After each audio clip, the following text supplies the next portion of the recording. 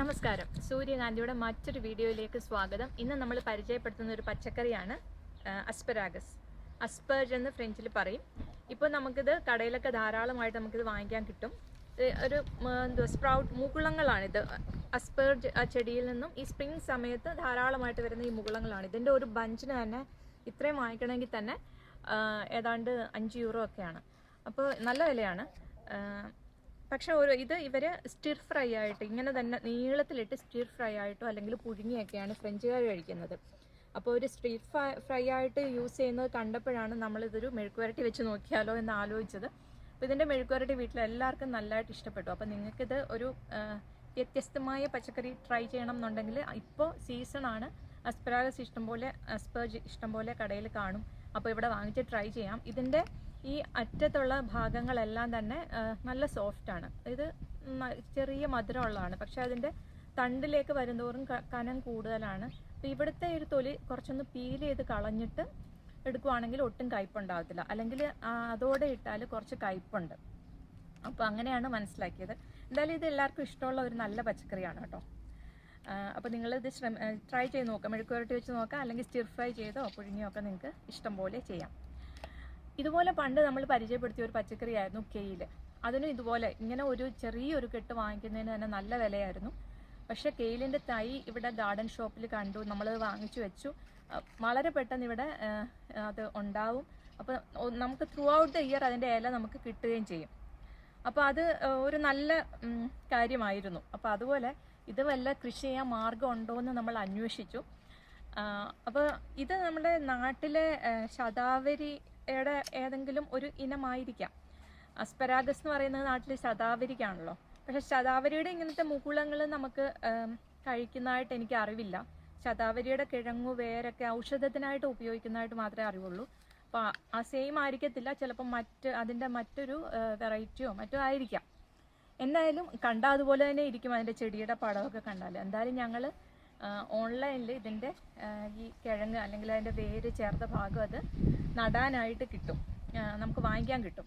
അങ്ങനെ ഞങ്ങൾ വാങ്ങിച്ചു നോക്കി. അപ്പോൾ ഞങ്ങൾ ഇങ്ങനെ അന്വേഷിച്ചപ്പോൾ അത് കുറച്ചും കൂടി ലൂസ് സോയിലുള്ള, ഇവിടെ നല്ല ചെളിമണ്ണാണ് ഈ സ്ഥലത്തൊക്കെ. അപ്പം അങ്ങനെയുള്ള മണ്ണിലൊന്നും അത് വളരത്തില്ല. നല്ലതായിട്ട് വെള്ളം വാർന്നു പോകുന്ന രീതിയിലുള്ള മണ്ണൊക്കെ ഉണ്ടെങ്കിലേ അത് വളരത്തുള്ളൂ. അപ്പം ഞാൻ വാങ്ങിച്ചു വെച്ചിട്ടുണ്ട്.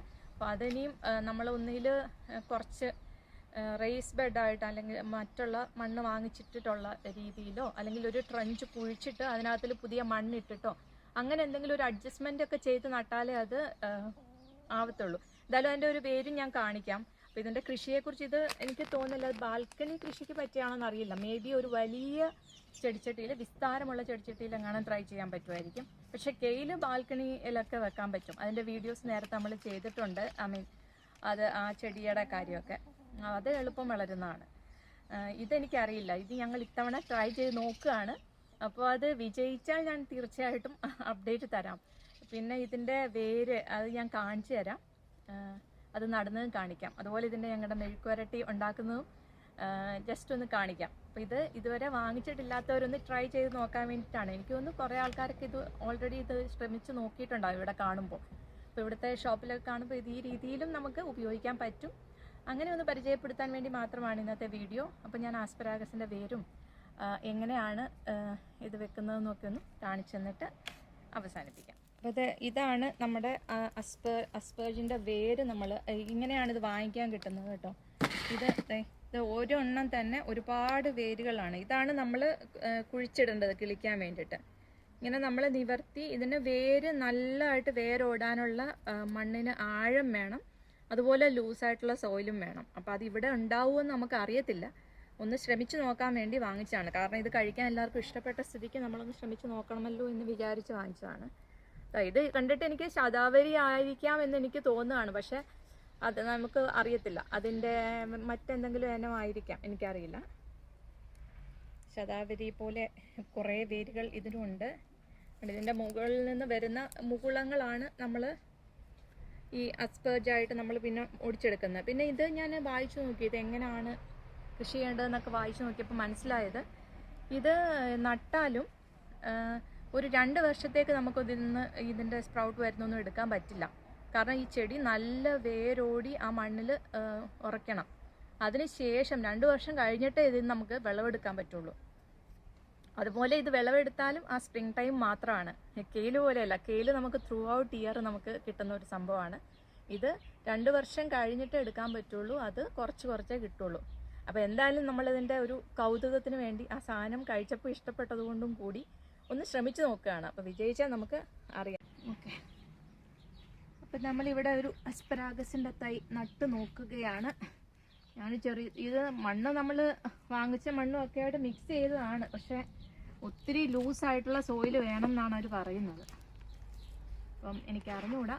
ഞാൻ കുറച്ച് ലൂസ് സോയിലൊക്കെ മിക്സ് ചെയ്ത് സംഭവം ഒന്ന് റെഡിയാക്കുകയാണ്.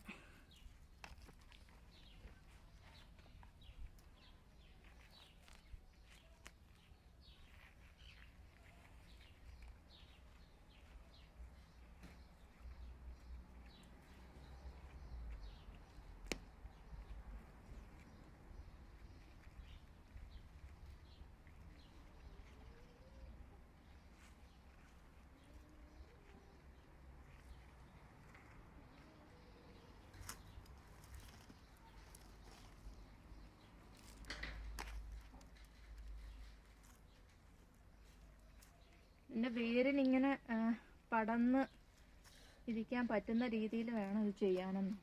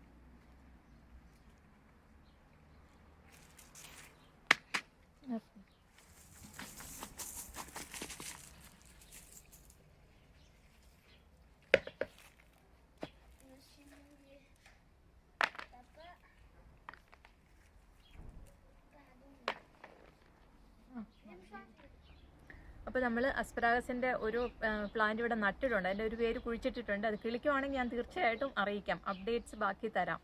ഇത് വെറുതെ ശ്രമിച്ചു നോക്കുന്നതാണ് രസത്തിന് വേണ്ടി. അപ്പോൾ ഇത്രയൊക്കെ ഉള്ളൂ.